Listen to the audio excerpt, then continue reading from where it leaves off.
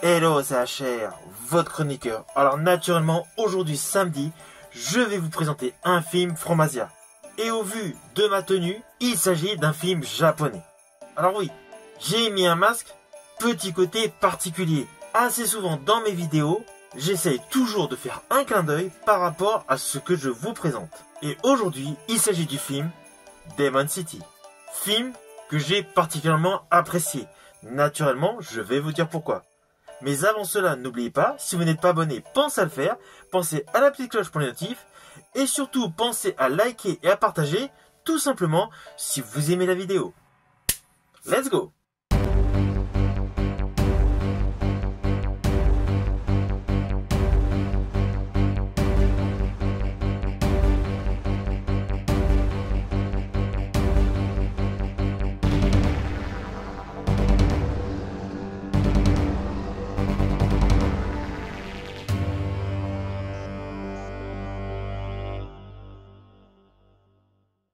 Naturellement, je commence par le côté technique. C'est un film japonais réalisé par Seiji Tanaka, qui a une durée approximative d'1h46, appartenant naturellement au registre des films d'action.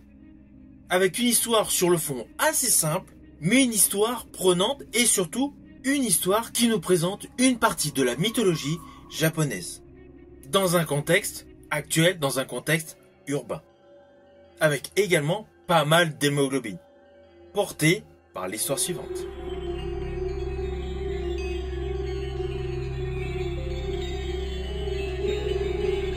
Alors dès le début de ce film, nous découvrons un tueur impitoyable, Sakata.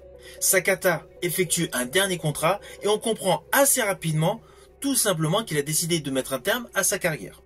Après avoir conversé avec un ami, il rentre chez lui pour rejoindre son épouse et sa fille. Et là, coup de théâtre, il y a une bande d'assassins chez lui, avec des yokai. Ce sont des masques, extrêmement effrayants. Là, l'atmosphère devient extrêmement glaciale, et le chef des assassins rappelle une ancienne légende, précisant qu'il y a un massacre qui doit se faire tous les 50 ans. S'ensuit naturellement un massacre, où la femme et la fille sont assassinées, et le tueur Sakata a reçu une balle en pleine tête. Il est ainsi laissé pour mort. S'ensuit quelques informations télévisées pour relater ce qui s'est déroulé. Et nous basculons 12 ans plus tard. 12 ans plus tard, nous découvrons dans un premier temps un homme qui vient de gagner les élections de maire, qui semble dominer la ville en dirigeant tous les pôles les plus importants. Et parallèlement, on découvre que finalement, Sakata n'est pas mort. Il s'en est sorti. Cependant, c'est devenu un légume. Il a ainsi passé les 12 dernières années en centre de détention, bien naturellement, dans un secteur médicalisé. Au vu de sa santé, il est ramené chez lui, avec tout un dispositif, et apparemment, il n'a plus du tout l'usage de la parole. Il circule tout simplement en fauteuil roulant, mais guidé par quelqu'un. Un soir, alors qu'il revient d'une balade, occasionnée donc par son homme de soin, on va l'appeler comme ça, il est agressé, il reçoit un coup de couteau, naturellement, il ne répond pas. Oui, l'agresseur est une ancienne victime de Sakata. Ayant reçu un coup de couteau, il est envoyé aux urgences. Dans le même temps, on s'aperçoit que les méchants du début du film sont au courant qu'en fait il n'est pas mort, qu'il s'en était sorti, mais il l'avait laissé comme ça. Comme il était totalement léthargique, il n'avait pas du tout fini le travail. Mais le fait de savoir qu'il est sorti du centre de détention, un des assassins est dépêché à l'hôpital pour finir le job.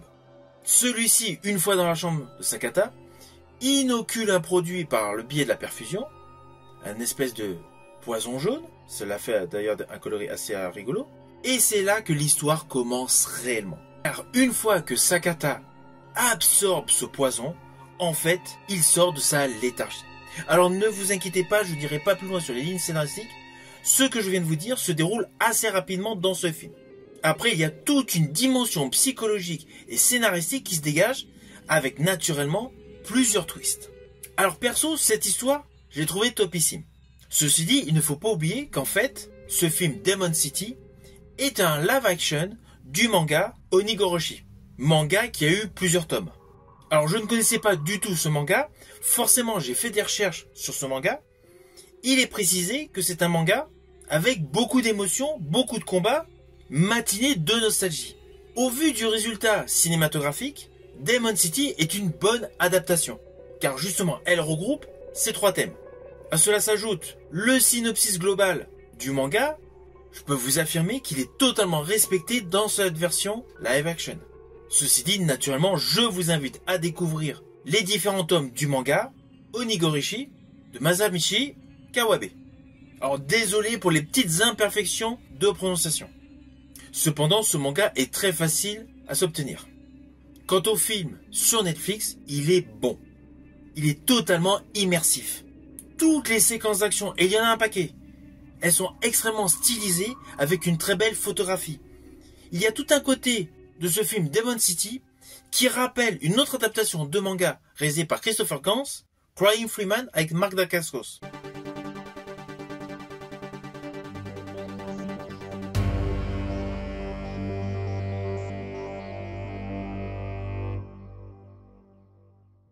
On est vraiment dans le même style en termes visuels. La photographie est léchée, le personnage principal dans Demon City ne parle pratiquement pas, comme jadis le personnage interprété par Mark Dacascos dans Crying Freeman. Et tout le côté onirique de Crying Freeman se retrouve dans Demon City.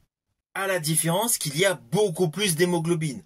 Là, cela rejoint totalement le côté Quentin Tarantino avec Kill Bill. Naturellement, je parle du premier volume.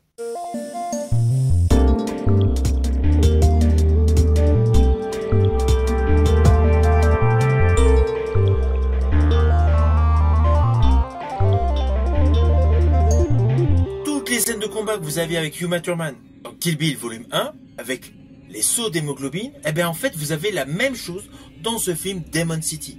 Il y a un côté extrêmement trash.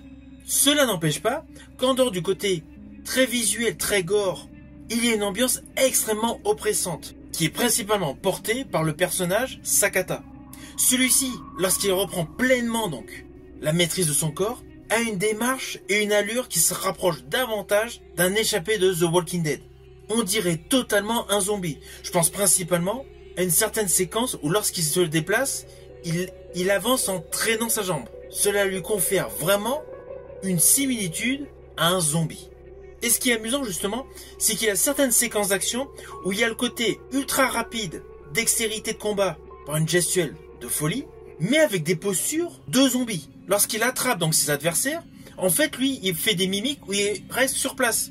Sa tête ne suit pas forcément la logique de son corps. Cela donne réellement une impression d'un zombie qui fait des arts martiaux, mais avec un côté extrêmement brutal, extrêmement violent, à la Ninja Assassin. Du coup, ce film a vraiment un mélange de genres. Il y a un petit côté donc surnaturel, par cette posture et surtout la notion de la légende, issue de la mythologie japonaise, avec de l'émotion, de l'horreur et du thriller.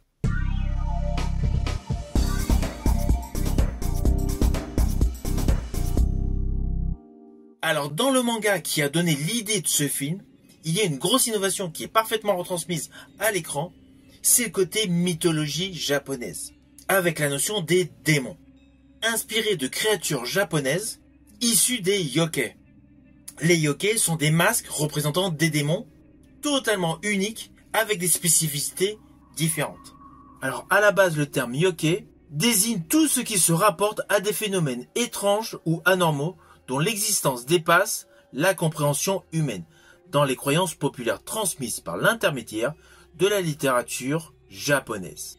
Ainsi, il y a différents masques qui ont été créés pour nous mettre en exergue des représentations maléfiques avec des supposés pouvoirs différents. Alors dans ce film, on ne peut pas dire qu'il y a de la magie. On ne peut pas dire qu'il y a des esprits qui viennent hanter les différents protagonistes. Mais la notion de surnaturel plane tout autour de ce film. Car justement, il y a un bon dosage sur la mise en avant de la mythologie japonaise.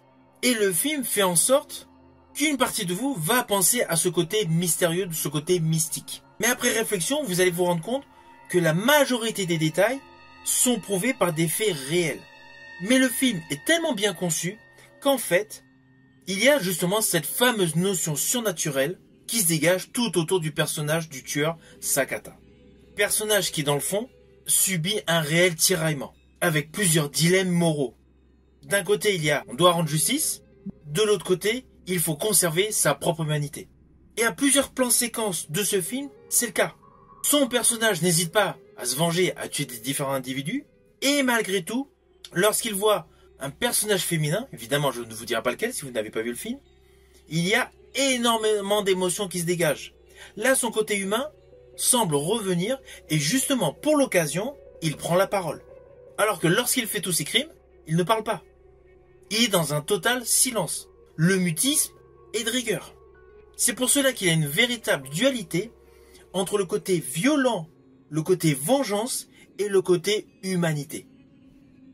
Et d'ailleurs, justement, dans l'une de ces scènes où il y a beaucoup d'émotions, on ressent essentiellement de la tristesse qui se dégage. Je pense principalement à une certaine séquence où le héros de ce film met son doigt taché de sang sur une photo affichée sur un mur. Cette scène est assez fugace, elle est très simpliste, mais elle est gorgée d'émotions. Après, il y en a une autre un peu plus longue, avec un personnage qui tient un arc. Mais naturellement, je vous laisserai les découvrir.